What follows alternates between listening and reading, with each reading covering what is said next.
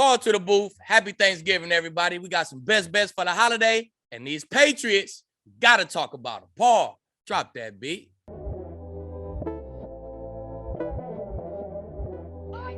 Harrison Sanford, Aqib Talib, Call to the Booth right here on the Blue Wire Podcast Network. You know what time it is. Getting you ready for Thanksgiving. Yes, there'll be some meals. There'll be some football. Maybe you'll put some money down on it. Maybe your fantasy team will have some players playing.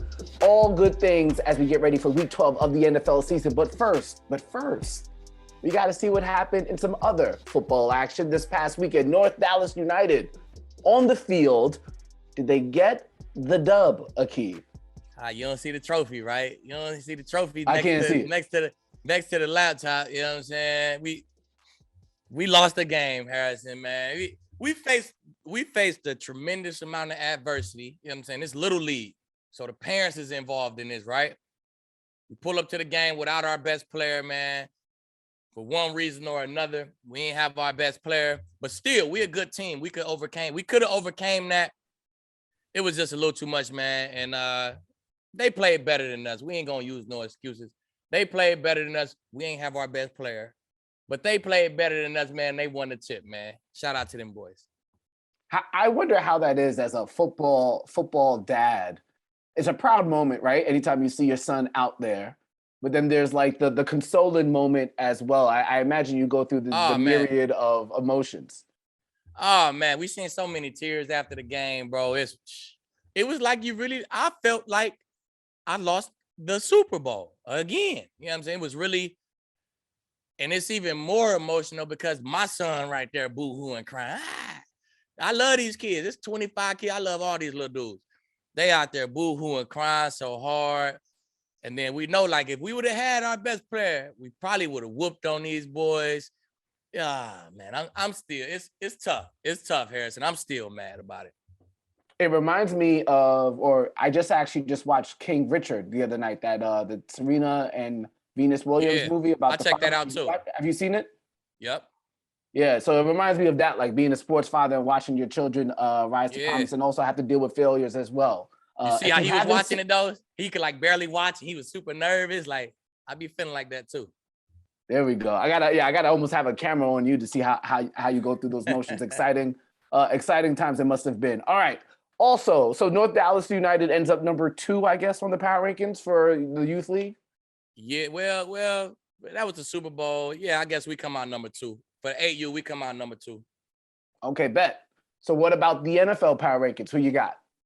NFL power rankings. I got these Patriots popping in at number 1, man. 5-game win streak, man, and playing amazing football. Defense and the run game is going crazy. I think they getting ready for December, January football, and the Patriots look great. The Chiefs making a move. They struggled. They already played the playoffs at the beginning of the season. Their first 5 games was playoff games, and now they getting into that schedule. I think they building them calluses on their hands. The Chiefs going to be a tough team to beat. They come in at number 2.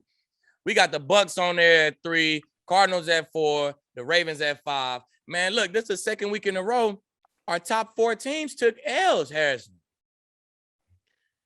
Hey, it's an unpredictable year. I honestly feel like this year in football might be the most even the NFL has been in a long time, Harrison. I promise you. Yeah, no, I was thinking about it this weekend too. There doesn't seem to be an elite team. One team, at least in my opinion, that has proven to be somewhat elite are the Arizona Cardinals. For them to get wins without Kyler Murray, without DeAndre Hopkins, against the Seahawks, and I know Russell Wilson just got back, but that was a must-win game for the Seahawks. For them to go into Seattle, get that dub, I think they're proving that they're an elite. They could be an elite team, and obviously for them to be at that level when the season really matters by the end, they're going to need Kyler Murray. But there's one team that you did not put in your power rankings that had me a bit confused.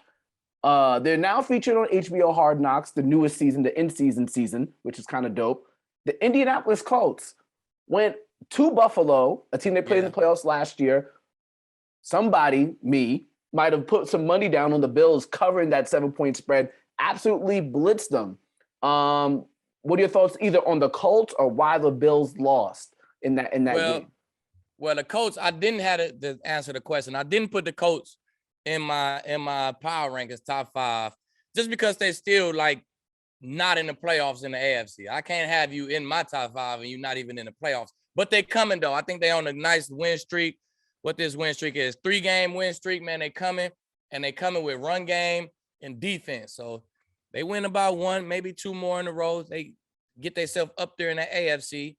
They'll be in my power rankings. They coming, though. Don't think I'm not watching y'all, coach, man. I see what y'all got going, man. I see what y'all doing, running the heck out the football, O-line playing well, and that defense getting takeaways and playing well as well. Our betting expert, Paul Aspen, is going to join us for segment 2, and we're going to talk about that Jonathan Taylor leading the league in rushing yards bet that we kind of talked about a couple of weeks ago. Looks like he might run away with that literally and figuratively. And then before we go to that, actually, we have to also do the no-fly zone power rankings. Last week, Patriots made their debut at number 5. This week, they're all the way at number 1. Tell me what else you got there, Aqib. Yeah, the Pats came, man. You gave a donut, played a tremendous game against the Falcons, man. They picked off every quarterback they put in the game. And, man, it was just a tremendous day by the Patriots on defense, man. That cranked them all the way up to number 1. The Cowboys at number 2, man. They lost the game, but I felt like them DBs, they played pretty solid against Mahomes. Mahomes, them definitely did not go crazy. The Chiefs coming in at number 3. Now, the Chiefs got Ward back, Travarius Ward back. Snead been in there, but the style of the Chiefs defense, they need both. They need 2 lockdown corners because they blitz so much and they play press man, and they stand on their corners being able to play press man. So I think about the last 3, maybe 4 weeks, they done have both of their corners in, and they playing a lot better these last 3-4 weeks, man. You could tell by the points per game. So that's how the Chiefs hopping up in there. The Cardinals, they've been stopping a lot of people. They probably got a hiccup a couple weeks ago, but the Cardinals, no starting quarterback, man. The defense is really stepping up. Byron Murphy, he doing a hell of a job, man, for the Cardinals defense. And finally, the Dolphins. You look at the Dolphins the last 5 weeks. I think Byron Jones, Xavier Howard, they really stepping it up.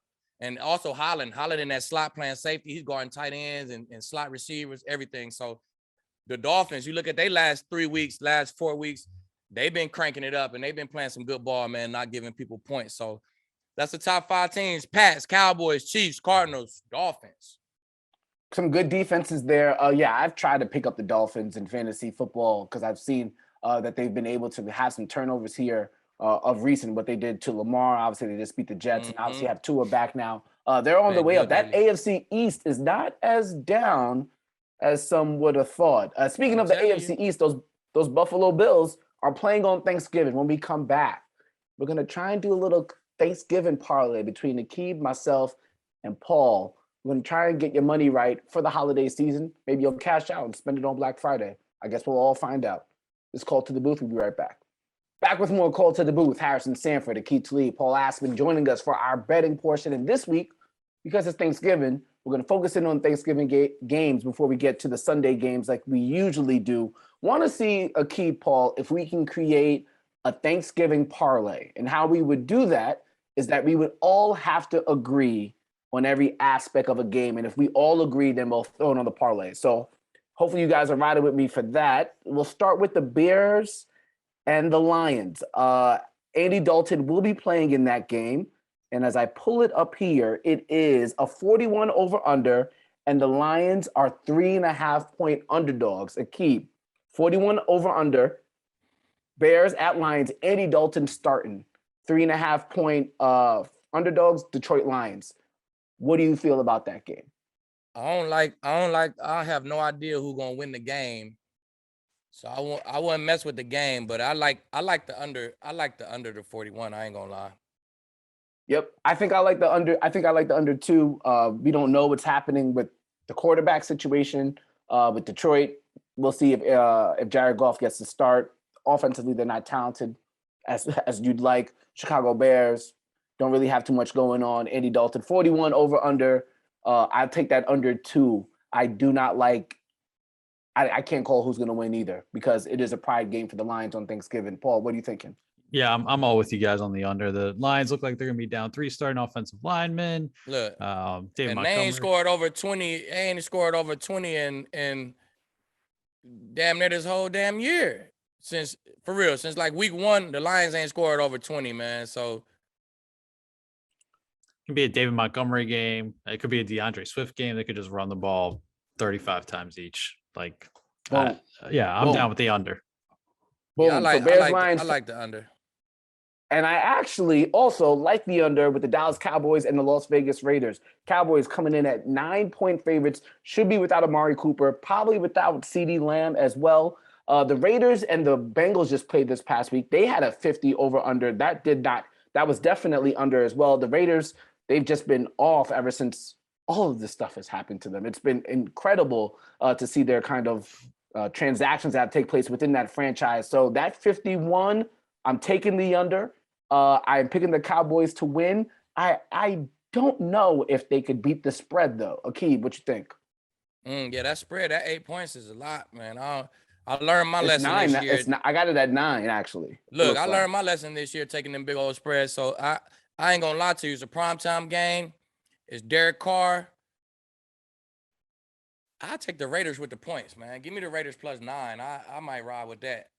Over under, I don't know, because it's you see if Wilson catch the ball, the Cowboys will score 30. If Wilson come out with 3 drops, they probably had 19 or 9 again, right? So I don't know. The Cowboys so explosive, man. I feel like they could push that over. The Raiders too. I feel like they can get over that 50, 25 to 28. You know what I'm saying? They over that 50. Out of that game, I just like the Raiders with the points. Okay. I don't like the Raiders with the points, so it won't go to the parlay board. But Paul, what you got? A couple different angles. I mean, there's not a ton of things you can tie it to right now, but teasing the Cowboys down could be a look if you can find another leg to tie it to. A couple different notes for you guys. I was looking at maybe the Raiders team total under 20.5, just because they have not broken that number since their bye. A couple notes for you guys. Detroit and Dallas are 6-10 against the spread on Thanksgiving since 2005, so not great. And the favorites of 7 or more points, though, are 16-3 against the spread on Thanksgiving. Again, these are just trends, nothing scientific to it. Hey, them trends be real now. Yeah, to them trends, it's something. It's something. So, and then, I'm with you on, I think it could be an under game. Could be a Zeke and Pollard game with those receivers out. Although Tyron Smith, his status kind of TBA. Could this parlay we creating a parlay? We're not really creating a teaser, right? Right. Yep, we're creating a parlay. Okay. But we're all not in agreement.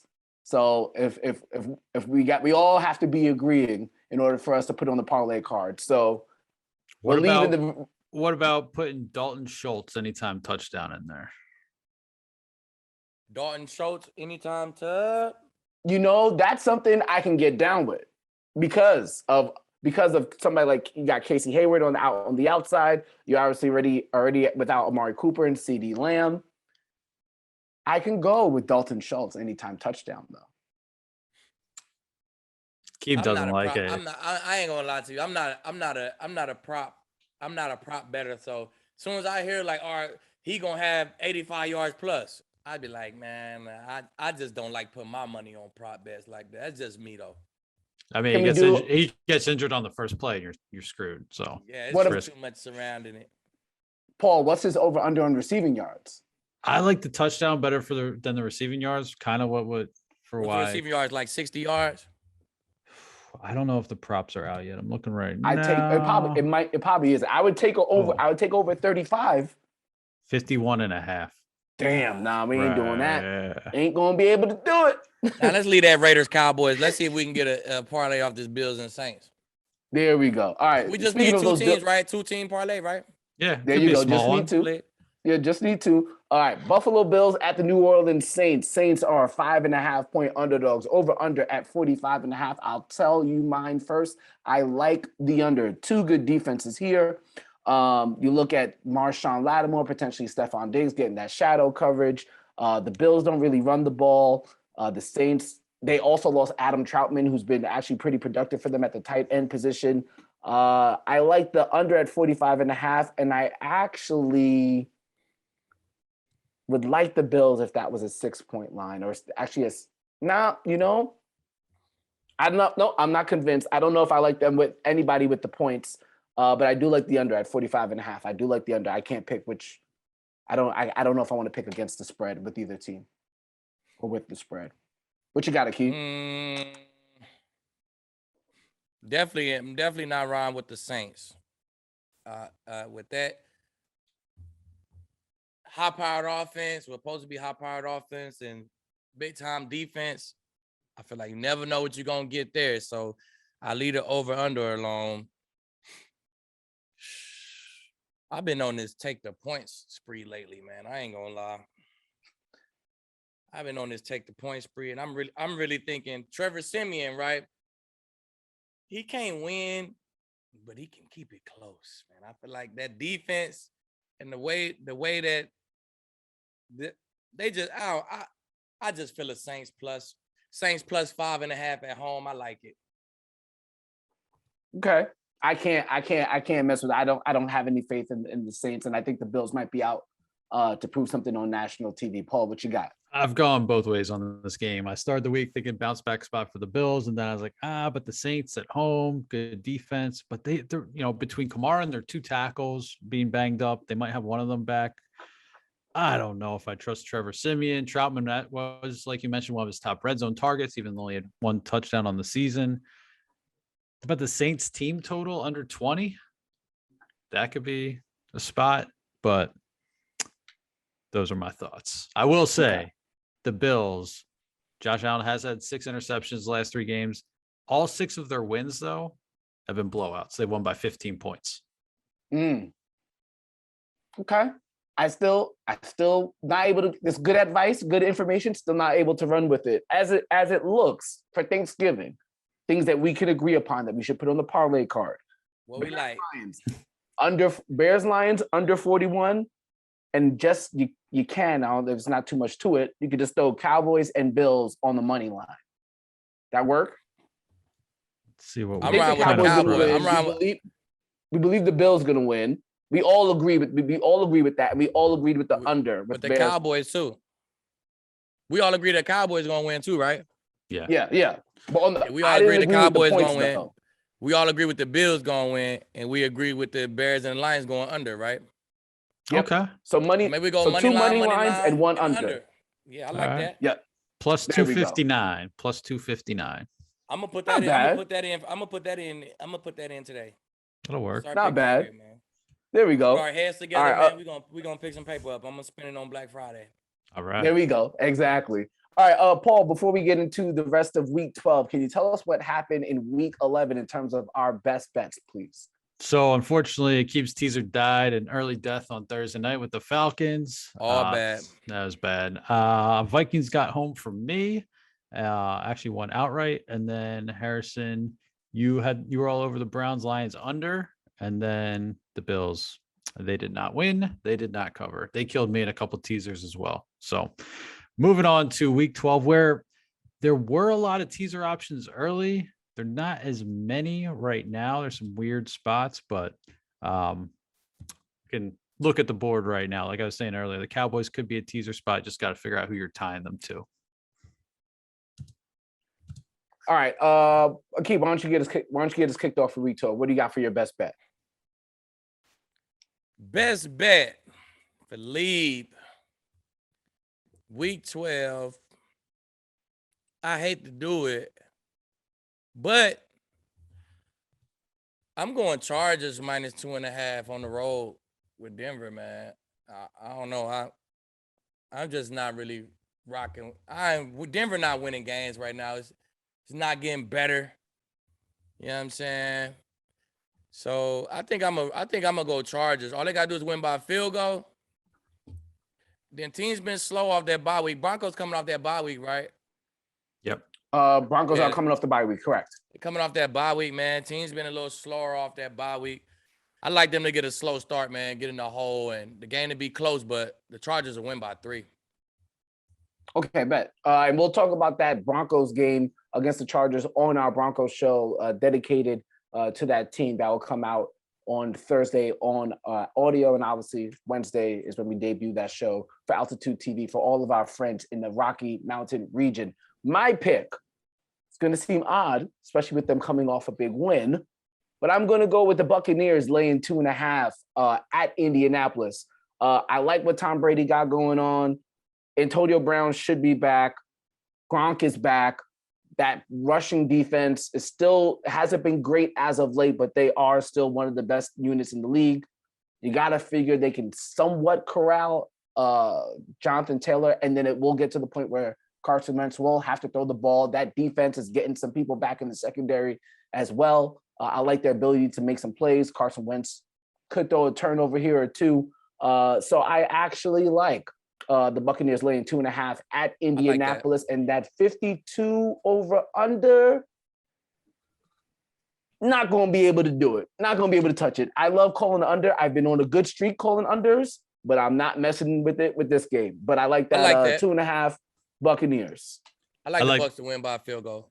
I like that too. By the time Paul makes his pick, maybe I will identify an under that I like, but that's what I'm rolling with. What you got, Paul? I got a few, so you got some time. So also look for Gronk in that game. Colts have actually they're one of the worst defenses against tight ends. Dawson Knox, even in that blowout, he was the leading receiver in the game last week. So Colts give up yards and touchdowns. Dan Arnold got them the other week too, by the way. Yep. Got the Colts. So I like that side. I also like so a couple notes for you guys. So road teams this season are 59.6 against the spread, so almost 60%. Dogs are 57% against the spread, so it's been a big dogs year. I like a lot of road favorites actually this week. I like that Chargers game. I like the Panthers in Miami. I also like the Titans getting 6 in New England. That just seems like a lot. I think the Patriots probably pull it off, but that just seems like a lot of points and an overreaction. But best bet, sticking with the Vikings, +3 in San Francisco. This is basically a playoff elimination game. I think the Vikings could definitely win this game outright. I think they could slice up that San Francisco secondary. So I like the Vikings in that spot, +3. So they're a dog, good trend there. They're a road team, good trend there, and they're getting a field goal. It's a good number. So do I love trusting Kirk Cousins? No, but I'm sticking with what's working for the Vikings. I feel that. What you think, Aqib? I think the Niners gonna beat them. I ain't gonna lie. I think the Niners gonna tote that rock. Boy, the Niners just so up and down, man. They come run good and run terrible. You catch them at home, man. Little chip on their shoulder. I don't know how much I like that, Paul. I ain't gonna lie. All right. I do like that 48.5 over under though. I do like the under there. Just because I don't know if the 49ers are dynamic enough on the offensive side of the ball, and the Vikings could make some plays in the rushing game, in the rush defense game. But nonetheless, before we get out of here, Paul, I know you always got one up your sleeve, and hopefully it's not baseball this time around. No, we'll stick with football. So we'll just mention that Tannehill 50-1 bet we mentioned a couple weeks back. He's after throwing 4 picks the other day, he's leading the league with 12. Hey. So let's keep going on that. But Keith, want to definitely get your take on this. So it was around this time we were talking about wide receivers, their end of the season schedules, and picked out Stephon Diggs to lead the league in receiving yards.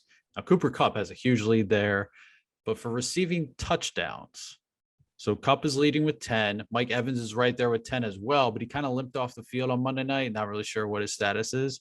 So if you go a little further down the board, Tyreek Hill has 8. And if we believe that the Chiefs are now going to turn this thing up and go, he's at 7-1 to lead the league in receiving touchdowns. So that's an option there. He's just 2 back. And then if you want to go further down the board, back to my guy from last year, Stephon Diggs, he's at 6. He's 30-1. If you think the Bills might turn around, he's second in red zone targets, by the way, this season. Just a Kupp. He just hasn't caught him. Bet. So those are some options there for receiving leader. So I don't know, Aqib, I definitely want to get your take on how you think that could work with how these guys, how they're targeted in the end zone and the red zone. And, have you seen the Rams use Kupp, if you think that's sustainable? And then if you think Tyreek could score in bunches or Diggs as well. Well, I definitely think if the Chiefs and the Bills make the runs we think they're going to make, Diggs and Tyreek Hill definitely going to be a big part of that. And you got to look at the bets too. So the bet 30-1, shit, I that's a great bet. You know what I'm saying? If we saying, all right, last 7 weeks or last 5 weeks, Diggs going to come alive, and the Bills going to catch that wave again. They're going to be the team who we think they is. And I think that's a great bet. Tyreek 7-1. Tyreek gets so much attention. I feel like this whole NFL season has been take Tyreek out of the game. So I don't know if I want to see. I don't know if I put my money on Tyreek leading, because I think the more crucial, the later we get in the season, the more teams gonna back up more and more and more and make Patrick Mahomes really stay patient, like he been doing lately. Though he been staying patient and getting it done. But honestly, if I put my money on any of them, I might ride with Mike Evans, man. I think he came back in the game last night. I really think he got hit down below while he was running the route, because he kind of went off, and then he came right back in like 2 plays later and was running routes. So I think he just fine. But I just like the Bucs to crank up at the end. They went on their little 3-game skid. Now they got 5 weeks left, and I like Tommy to finish strong, man. I've seen it with my own eyes too many times, and Mike Evans would be a big part of that. Evans and Cup are both plus 350. So if you want to go either direction, you're still getting some value there. So yeah, you still get value. Still get value with decent value with Tyreek Hill. I would avoid, however, Paul, Stephon Diggs. Potentially going to see shadow coverage from Marshawn Lattimore this Thursday. Then he has New England the following week, and then he has Tampa Bay the week after that. Then he gets Stephon Gilmore the week after that, and then he gets New England again. So maybe he's not leading. Yeah, I was just looking at that schedule too as you were bringing it up. I was like, maybe not. Nah, he's not gonna lead into us with that schedule. Yeah, that's tough sledding for him for sure. But go ahead and place your bets this week. I think you got a wealth of advice to have some change by the end of the weekend to spend as we get into the holiday season. One more time, our Thanksgiving parlay: Bears, Lions under 41, Cowboys and Bills on the money line. Go ahead and pick up, and we'll see you next week. This call to the booth, Aqib Talib, Harrison Sanford. Shout out to Paul. Shout out to Thomas. We'll see you next time.